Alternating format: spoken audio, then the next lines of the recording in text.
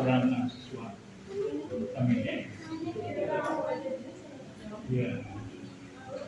Ya atau bisa jadi pemirsa yang berbahagia, ya, saya akan mencoba memaparkan tentang jenis juga yang pasti dengan grogi.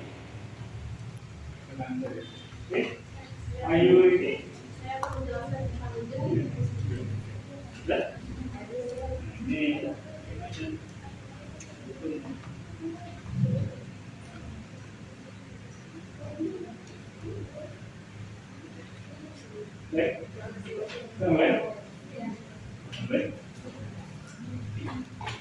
halo.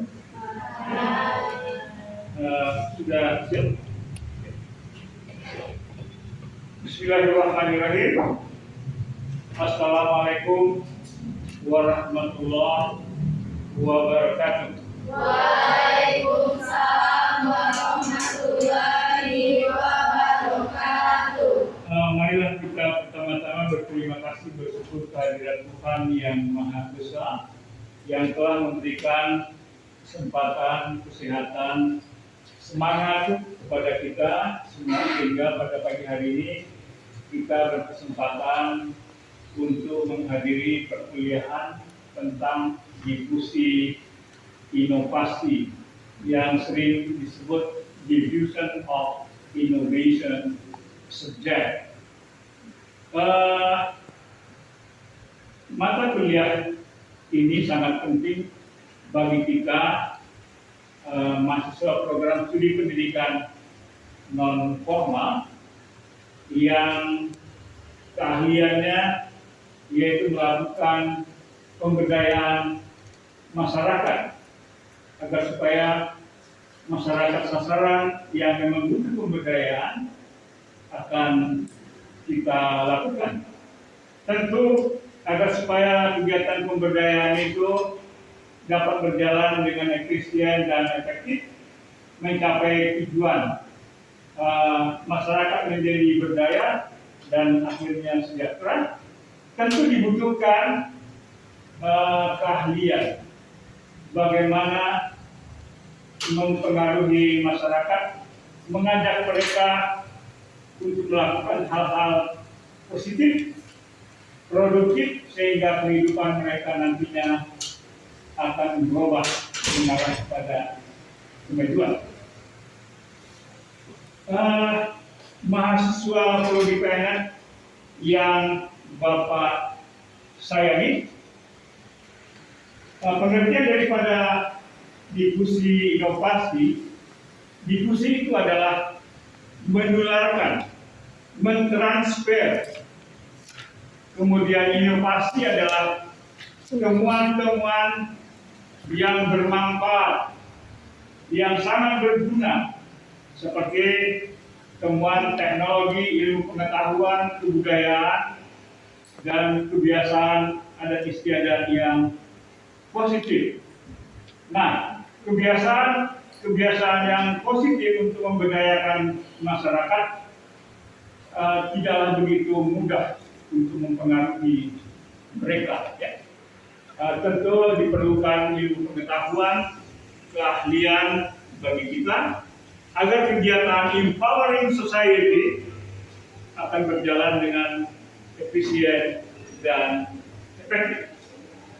Dalam mata kuliah diskusi inovasi ini memang sangat penting buat kita kuasai, kita pelajari, yang nantinya akan kita kaji tentang jenis diskusi inovasi, karakteristik diskusi inovasi, elemen diskusi inovasi, kategori adopter dalam teori diskusi inovasi, tahapan pengambilan keputusan inovasi, manfaat mempelajari diskusi inovasi, dan temuan-temuan inovasi pendidikan yang telah ditemukan oleh orang-orang Indonesia yang kreatif.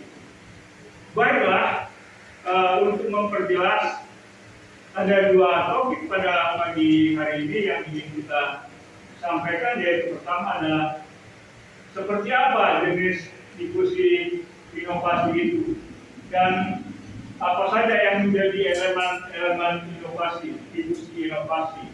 Untuk lebih jelasnya, maka kami persilahkan mahasiswa kami prodi pendidikan non formal, ada 4 orang untuk memperjelas sehingga penjelasan tentang jenis inovasi dan elemen akan dapat kita pahami dengan mudah. Pertama-tama dipersilahkan. Baiklah kawan-kawan, saya akan menjelaskan tentang jenis diskusi inovasi, di mana proses mengkomunikasikan sebuah ide atau gagasan yang dianggap baru memiliki tujuan untuk melakukan pembaruan. Diskusi inovasi tersebut dibagi menjadi 2 macam, yakni sebagai berikut. Yang pertama, diskusi sentralisasi. Diskusi sentralisasi merupakan perpaduan antara kata diskusi dan sentralisasi. Jika diskusi merupakan penyebaran suatu kebudayaan, teknologi, gagasan, atau ide dari satu pihak ke pihak yang lain, sentralisasi dalam Kamus Besar Bahasa Indonesia.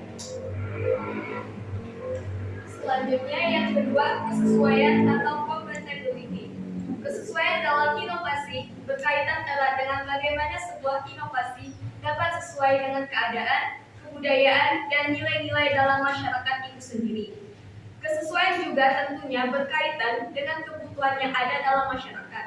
Maka dari itu, inovasi yang tidak memiliki nilai kesesuaian dengan keadaan sosial tidak akan diadopsi secepat inovasi yang kompatibel atau sesuai. Yang ketiga, kerumitan atau kompleksiti merupakan tingkatan ketika suatu inovasi dianggap memiliki kerumitan sehingga seseorang relatif lebih sulit untuk mengerti dan menggunakan inovasi terbaru tersebut. Semakin rumit sebuah inovasi, maka akan semakin rumit hal tersebut untuk diadopsi. Begitu pula sebaliknya, jika mudah dipahami, maka inovasi akan lebih mudah diterima dan diadopsi. Dan yang terakhir yaitu dapat diuji coba atau playability. Dapat diuji coba memiliki arti jika suatu inovasi dapat dicoba dalam skala kecil, biasanya juga dapat lebih cepat diadopsi dibandingkan dengan inovasi yang tidak bisa dicoba lebih dahulu. Dengan diuji coba terlebih dahulu, sebuah inovasi akan lebih mudah diketahui sesuai atau tidaknya. Para adopter juga tentu dapat lebih mudah mengetahui kelebihan dan kekurangan sebelum akhirnya mengadopsi seluruhnya. Selanjutnya, elemen diskusi inovasi. Rogers sang ilmuwan mengungkapkan bahwa dalam proses diskusi inovasi terdapat 4 elemen pokok. Berikut adalah 4 elemen pokok yang akan melengkapi teori diskusi inovasi. Yakni yang pertama, inovasi. Inovasi diartikan sebagai sebuah gagasan, ide, tindakan, atau barang yang dianggap baru oleh seseorang. Dalam diskusi inovasi, sebuah inovasi dapat diartikan sebagai suatu hal baru atas dasar bagaimana pandangan orang terhadap suatu gagasan merupakan hal yang baru. Sejalan dengan hal tersebut, kebaruan inovasi dapat dikatakan sebagai sebuah hal yang diukur secara subjektif menurut masing-masing individu yang menerimanya. Selanjutnya yang kedua, saluran komunikasi. Saluran komunikasi dalam diskusi inovasi dapat dikatakan sebagai alat untuk menyampaikan pesan-pesan inovasi dari sumber kepada penerima.